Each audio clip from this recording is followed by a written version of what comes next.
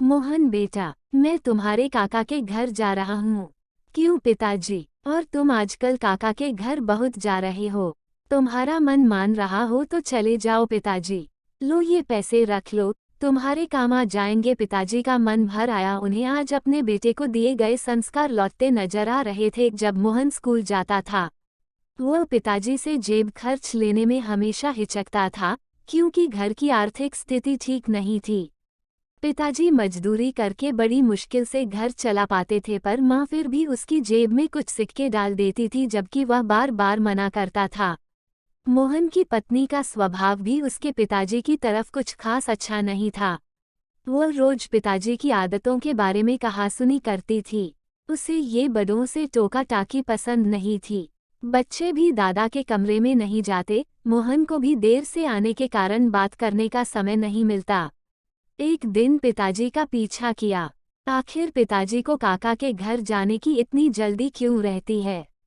वो यह देखकर हैरान रह गया कि पिताजी तो काका के घर जाते ही नहीं हैं। वह तो स्टेशन पर एकांत में शून्य मंच के एक पेड़ के सहारे घंटों बैठे रहते थे। तभी पास खड़े एक बुजुर्ग, जो यह सब देख रहे थे, उन्होंने कहा, बेटा, क्या देख रहे हो? जी वो अच्छा, तुम उस बूढ़े आदमी को देख रहे हो। वो यहाँ अक्सर आते हैं और घंटों पेड़ तले बैठकर सांझ ढले अपने घर लौट जाते हैं। किसी अच्छे संभ्रांत घर के लगते हैं। बेटा, ऐसे एक नहीं अन बुजुर्ग माए बुजुर्ग पिता तुम्हें यहाँ आसपास मिल जाएंगे। जी, मगर क्यों? बेटा, जब घर में बड़े बुजुर्गों को प्यार नहीं मिलता, उन्हें बहुत अकेलापन महसूस होता है, तो वे यहाँ वहाँ बैठकर अपना समय काटा करते हैं। वैसे क्या तुम्हें पता है, बुढ़ापे में इंसान का मन बिल्कुल बच्चे जैसा हो जाता है। उस समय उन्हें अधिक प्यार और सम्मान की जरूरत पड़ती है, पर परिवार के सदस्य इस बात को समझ नहीं पाते। वो यही समझते हैं इन्होंने अपनी जिंदगी जी ली है, फिर उन्हें अकेला छोड़ देते हैं। कहीं साथ ले जाने से कतराते हैं। बात करना तो दूर, अक्सर उनकी राय भी उन्हें कड़वी लगती है। जबकि वही बुजुर्ग अपने बच्चों को अपने अनुभवों से आने वाले संकटों और परेशानियों से बचाने के लिए सटीक सलाह देते हैं। घर लौटकर मोहन ने किसी से कुछ नहीं कहा। जब पिताजी लौटे, मोहन घर के सभी सदस्यों को देखता रहा है। किसी को भी पिताजी की चिंता नहीं थी। पिताजी से कोई बात नहीं करता, कोई हंसता खेलता नहीं था, जैसे पिताजी का घर में कोई अस्तित्व ही न हो। ऐसे परिवार में पत्नी बच्चे सभी पिताजी को इग्नोर करते हुए दिखे। सबको राह दिखाने के लिए आखिर मोहन ने भी अपनी पत्नी और बच्चों से बोलना बंद कर दिया। वो काम पर जाता और वापस आता, किसी से कोई बातचीत नहीं। बच्चे पत्नी बोलने की कोशिश भी करते तो वह भी इग्नोर कर काम में डूबे रहने का नाटक करता। 3 दिन में सभी परेशान हो उठे। पत्नी, बच्चे इस उदासी का कारण जानना चाहते थे। मोहन ने अपने परिवार को अपने पास बिठाया। उन्हें प्यार से समझाया कि मैंने तुमसे 4 दिन बात नहीं की तो तुम कितने परेशान हो गए।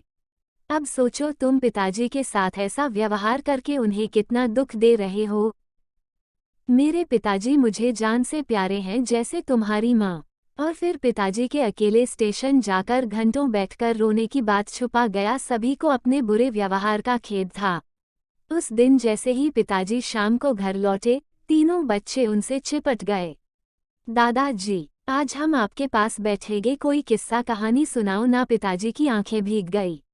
वो बच्चों को लिपट कर उन्हें प्यार करने लगे और फिर जो किस्से कहानियों का दौर शुरू हुआ वो घंटों चला। इस बीच मोहन की पत्नी उनके लिए फल तो कभी चाय नमकीन लेकर आती।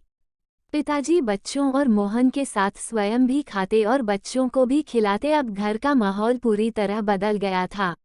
एक दिन मोहन बोला, पिताजी, क्या बात है, आजकल काका के घर नहीं जा रहे हो? नहीं बेटा, अब तो अपना घर ही स्वर्ग लगता है। आज सभी में तो नहीं, लेकिन अधिकांश परिवारों के बुजुर्गों की यही कहानी है। बहुधा आसपास के बगीचों में, बस अड्डे पर, नजदीकी रेलवे स्टेशन पर परिवार से तिरस्कृत भरे पूरे परिवार में एकाकी जीवन बिताते हुए ऐसे कई बुजुर्ग देखने को मिल जाएंगे। आप भी कभी न कभी अवश्य बूढ़े होंगे ही, आज नहीं तो कुछ वर्षों बाद होंगे। जीवन का सबसे बड़ा संकट है बुढ़ापा। घर के बुजुर्ग ऐसे बूढ़े वृक्ष हैं जो बेशक फल न देते हों, पर छांव तो देते ही हैं। अपना बुढ़ापा खुशहाल बनाने के लिए बुजुर्गों को अकेलापन महसूस न होने दीजिए। उनका सम्मान भले ही न कर पाएं, पर उन्हें तिरस्कृत मत कीजिए, उनका ख्याल रखिए। प्लीज़ आपको कहानी पसंद आए तो मनमोहक कहानियाँ चैनल को सब्सक्राइब, लाइक, थम्स अप का चिन्ह कैरन and share this video on your friends.